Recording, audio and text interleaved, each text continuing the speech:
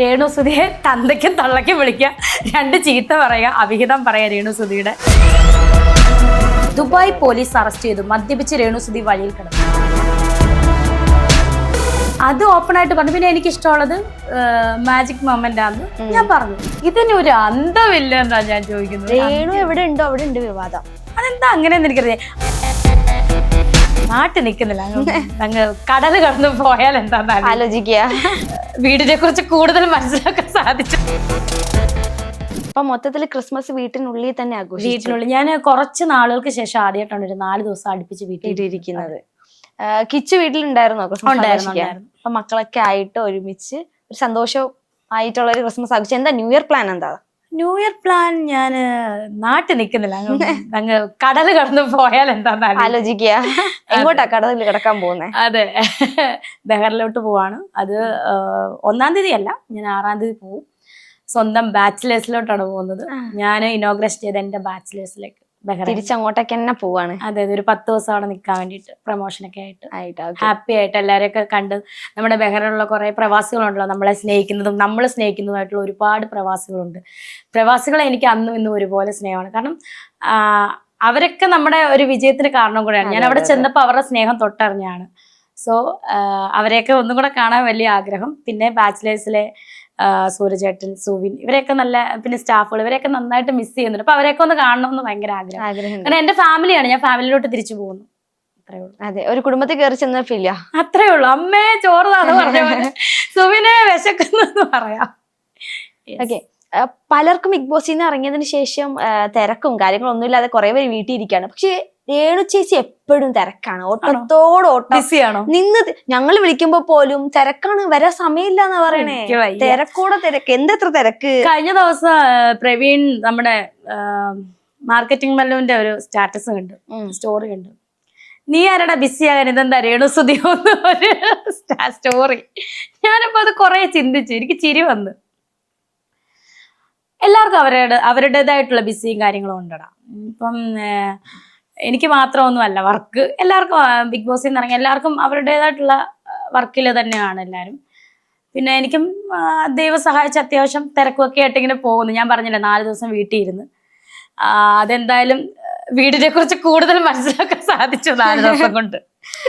4 ദിവസമായിട്ടാണ് അമ്മയുടെ അച്ഛനും മുഖമൊക്കെ ഇവർക്ക് ഇത്രയും ഭംഗി ഉണ്ടായിരുന്നു. ഇവരൊക്കെ അയ്യോ ഇങ്ങനെ ആയിരുന്നു ഇരുന്നെന്ന് ഞാൻ 4 ദിവസം കൊണ്ട് മനസ്സിലാക്കി. ഋതപ്പൻ ഇച്ചിരി വളർന്നെന്ന് എനിക്ക് മനസ്സിലായി. നീളം വെച്ചത് ഇപ്പോഴാ മനസ്സിലായത്. കുറച്ച് സംസാരമൊക്കെ കൂടിയിട്ടുണ്ടെന്ന് തോന്നുന്നു ഋതപ്പന്. കുറച്ചല്ല, ഭയങ്കര സംസാരമാ. ഭയങ്കര രസമായിട്ടായിരുന്നു. അപ്പൊ ചേച്ചി എന്തായാലും വിവാദങ്ങളിൽ നിന്ന് വിവാദങ്ങളിലേക്ക് ഇങ്ങനെ കടന്നുകൊണ്ടിരിക്കുകയാണ് ഓരോ ദിവസം കൂടുന്തോറും. ഇതിനൊരു അന്തമില്ല എന്നാ ഞാൻ ചോദിക്കുന്നത്. രേണു എവിടെ ഉണ്ടോ അവിടെ ഉണ്ട് വിവാദം. അതെന്താ അങ്ങനെയെന്ന് എനിക്കറിയാം. അതിന് എനിക്ക് തോന്നുന്നേ, വിവാദം എന്ന് പറഞ്ഞാൽ, വിവാദങ്ങൾ എന്ന് പറഞ്ഞാൽ റീച്ച് ആണല്ലോ ഏറ്റവും വലുത്. അപ്പം ഒരു കേരളത്തിൽ ഒരു പുതിയ വ്ളോഗർ അല്ലെങ്കിൽ പുതിയ ഒരാൾക്ക് ഫേമസ് ആകണമെങ്കിൽ, അല്ലെങ്കിൽ റീച്ച് കിട്ടണമെങ്കിൽ ഒരേ ഒരു വഴിയുള്ള എന്താണെന്ന് അറിയാം അമിനയ്ക്ക്? എന്താ? അടി ഉണ്ടാക്കണം. അല്ല, രേണുസുതിയെ തന്തയ്ക്കും തള്ളയ്ക്കും വിളിക്കുക, രണ്ട് ചീത്ത പറയുക, അവിഹിതം പറയുക. രേണുസുതി അങ്ങനെയാണ് ഇങ്ങനെയാണെന്ന് രണ്ട് ചീത്ത പറഞ്ഞ് രേണുസുതി എത്രത്തോളം തരം താഴ്ത്താവോ അത്രത്തോളം തരം താഴ്ത്തി അവർക്ക് റീച്ചാണ്.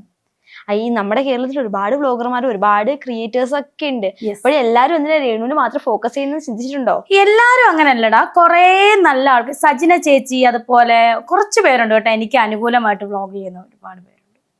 അപ്പം അവരിൽ നിന്നുള്ള വ്യത്യസ്തമായിട്ട് മറ്റാളുകൾ എന്നെപ്പറ്റി നെഗറ്റീവ് മാത്രം, ഏത് പേര് പോലും എനിക്കറിയത്തില്ല, ഓരോരുത്തന്മാർക്ക് എൻ്റെ പേരെടുത്തിട്ട് വ്ളോഗ് ചെയ്യുന്നവരെ ഞാൻ കണ്ടിട്ടുണ്ട്. പക്ഷെ അവരുടെയൊക്കെ ഒരു മാനസികാവസ്ഥ തന്നെ എനിക്ക് തോന്നുന്നത് റീച്ച് ആയിരിക്കണം. റീച്ച് കിട്ടാൻ വേണ്ടിയിട്ട് തന്നെയാണ്, അല്ലാതെ എന്തിനാണ്. ഇപ്പൊ കഴിഞ്ഞ ദിവസങ്ങളിൽ കുറച്ച് വീഡിയോസ് ആയിട്ട് കാണുന്നുണ്ട്, രേണു ചേച്ചി ഒരു മദ്യപാനിയാണ് എന്ന് പലരും പറയുന്നുണ്ട്. അതിനെ കുറിച്ച് ചേച്ചിക്ക് എന്താ പറയാനുള്ളത്? രേണു ചേച്ചി തികഞ്ഞ ഒരു മദ്യപാനിയാണെന്നും, അതുപോലെ ദുബായില് പാപ്പിലോണിലാണ് ഞാൻ ഫസ്റ്റ് വിദേശയാത്ര പോയത്. അപ്പം ഞാൻ അവിടെ പോയത് പാപ്പിലോൺ എന്ന് പറഞ്ഞ ബാർ റെസ്റ്റോറന്റ് ആണ്, ഫാമിലി മെമ്പേഴ്സ് വരുന്നതാണ്.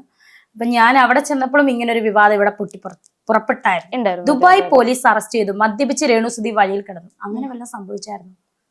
അത് കഴിഞ്ഞില്ലേ, ആ ഒരു വിവാദം കഴിഞ്ഞ്. പിന്നെ പുതിയതായിട്ട് പൊട്ടിപ്പുറപ്പെട്ട എന്താണെന്ന് ചോദിച്ചാൽ, ക്രിസ്മസിന് രേണുസുതി കഴിക്കുമെന്ന് ചോദിച്ചപ്പോൾ ഞാൻ എൻ്റെ മനസ്സിൽ കള്ളത്തരം ഒന്നും നിൽക്കത്തില്ലാത്തതുകൊണ്ട് ഞാൻ പുറത്ത് തുറന്ന് പറഞ്ഞ് ഞാൻ വല്ലപ്പോഴും കഴിക്കും, ക്രിസ്മസിനൊക്കെ കഴിക്കും. കാരണം ഇപ്പോഴെന്നല്ല സുധിച്ചേട്ടനുള്ളപ്പോഴും നമ്മൾ ക്രിസ്ത്യൻസ് വല്ലപ്പോഴും കസിൻസ് ഒക്കെ കൂടുമ്പോൾ ചെറുതെന്തെങ്കിലും കഴിക്കും, ബിയറൊക്കെ കഴിക്കുന്ന.